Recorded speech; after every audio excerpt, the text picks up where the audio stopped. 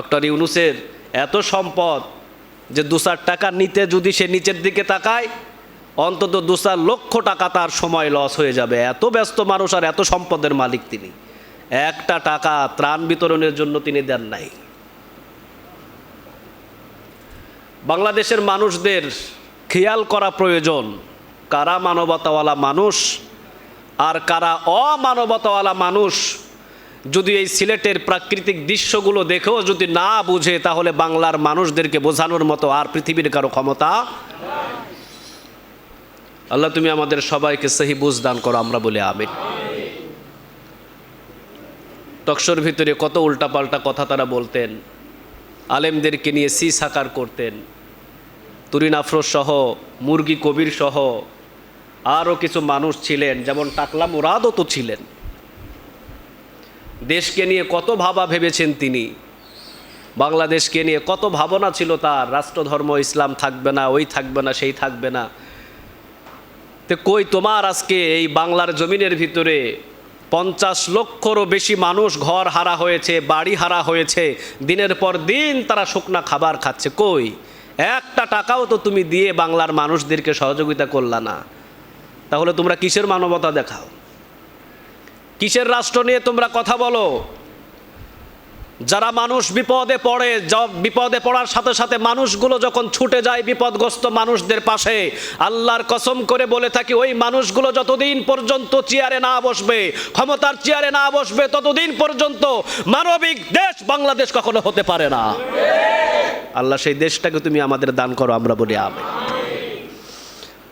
কিছু কিছু মানুষ দেখবেন আপনি টকশো গরম করে ফেলে, টিভি চ্যানেলগুলো গরম করে ফেলে, এরপরে মিডিয়াগুলো গরম করে ফেলে। তার ভিতরে কিছু মানুষ আছে, ওই মানুষগুলোর নাম বলে আপনাদের সামনে পরিচিত করে দেওয়াটা খুব প্রয়োজন।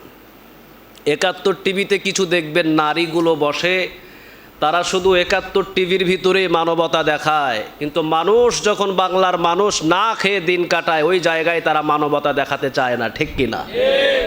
আরও কিছু মানুষ দেখবেন ১১৬ জন আলেমদের লিস্ট হয়েছিল বাংলাদেশের ভিতরে, কয়েকজন উল্লুক্কা পাঠা যারা লিস্ট করেছিল।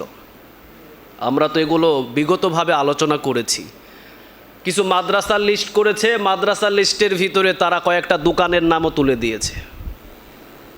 আবার ১১৬ জন আর আলেমদের ভিতরে যারা লিস্ট করেছিল তার ভিতরে একজন নারী ছিল, নাম তুরিন, নাম কি? তুরিন আফরোজ। আরও কয়েকজন ছিল, খুব দেশকে নিয়ে ভেবেছিলেন তারা। ১১৬ জন আলেমদের লিস্ট করেছেন। আজকে যে ১১৬ জন আলেমদের লিস্ট করেছিলেন, ওই ১১৬ জন আলেমদের ভিতরে ১০০ জন আলেম আপনি সিলেটের অসহায় মানুষদের পাশে পাবেন, কিন্তু যেই উল্লুক্কা পাঠাগুলো তুরিন আফরোজ সহ ১১৬ জন আলেমদের লিস্ট করেছেন, আল্লাহর কসম করে বলছি একজনাকেও সিলেটের ময়দানে পাওয়া যায় নাই, ঠিক কিনা?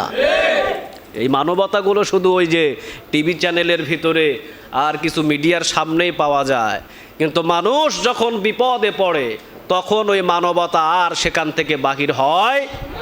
প্রকৃত মানবতার মানুষ তো তারাই যারা বিপদে পড়েছে তাদের পাশে দাঁড়িয়েছে, ঠিক কিনা?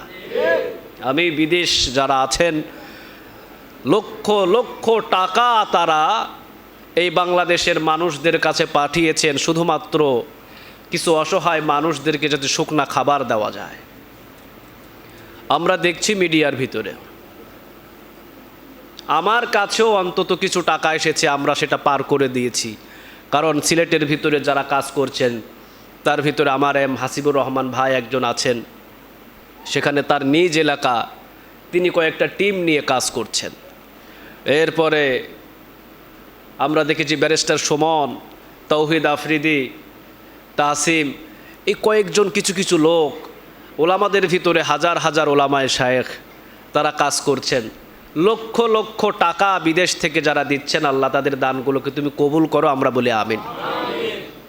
যেই মানবতার মানুষগুলো টকশোর ভিতরে, টিভি চ্যানেলের ভিতরে দেশকে নিয়ে কত ধরনের কথা বলে, কই ডক্টর ইউনূসের মতো এত বড় নোবেল পুরস্কার পাওয়া, এত ধন সম্পদওয়ালা লোক, কই একটা টাকাও তো সিলেটের একটা মানুষকে একটা কেক, একটা বিস্কুট কেনার মতো দেওয়া হয় নাই, ঠিক কিনা? কেন তাদেরকে নোবেল পুরস্কার দেওয়া হয়? ডক্টর ইউনূসের এত সম্পদ যে 2-4 টাকা নিতে যদি সে নিচের দিকে তাকায়, অন্তত 2-4 লক্ষ টাকা তার সময় লস হয়ে যাবে। এত ব্যস্ত মানুষ আর এত সম্পদের মালিক তিনি। একটা টাকা ত্রাণ বিতরণের জন্য তিনি দেন নাই। বাংলাদেশের মানুষদের খেয়াল করা প্রয়োজন, কারা মানবতাওয়ালা মানুষ আর কারা অমানবতাওয়ালা মানুষ। যদি এই সিলেটের প্রাকৃতিক দৃশ্যগুলো দেখেও যদি না বুঝে, তাহলে বাংলার মানুষদেরকে বোঝানোর মতো আর পৃথিবীর কারো ক্ষমতা। আল্লাহ তুমি আমাদের সবাইকে সহি বুঝ দান করো, আমরা বলি আমিন। টকশোর ভিতরে কত উল্টাপাল্টা কথা তারা বলতেন, আলেমদেরকে নিয়ে সাকার করতেন। তুরিন আফরোজ সহ, মুরগি কবির সহ আরও কিছু মানুষ ছিলেন, যেমন টাকলা মুরাদও তো ছিলেন। দেশকে নিয়ে কত ভাবা ভেবেছেন তিনি, বাংলাদেশকে নিয়ে কত ভাবনা ছিল তার। রাষ্ট্রধর্ম ইসলাম থাকবে না, ওই থাকবে না, সেই থাকবে না। তো কই তোমার আজকে এই বাংলার জমিনের ভিতরে 50 লক্ষরও বেশি মানুষ ঘর হারা হয়েছে, বাড়ি হারা হয়েছে, দিনের পর দিন তারা শুকনা খাবার খাচ্ছে। কই একটা টাকাও তো তুমি দিয়ে বাংলার মানুষদেরকে সহযোগিতা করলা না। তাহলে তোমরা কিসের মানবতা দেখাও? কিসের রাষ্ট্র নিয়ে তোমরা কথা বলো? যারা মানুষ বিপদে পড়ে, বিপদে পড়ার সাথে সাথে মানুষগুলো যখন ছুটে যায় বিপদগ্রস্ত মানুষদের পাশে, আল্লাহর কসম করে বলে থাকি, ওই মানুষগুলো যতদিন পর্যন্ত চেয়ারে না বসবে, ক্ষমতার চেয়ারে না বসবে, ততদিন পর্যন্ত মানবিক দেশ বাংলাদেশ কখনো হতে পারে না। আল্লাহ সেই দেশটাকে তুমি আমাদের দান করো, আমরা বলি আমিন।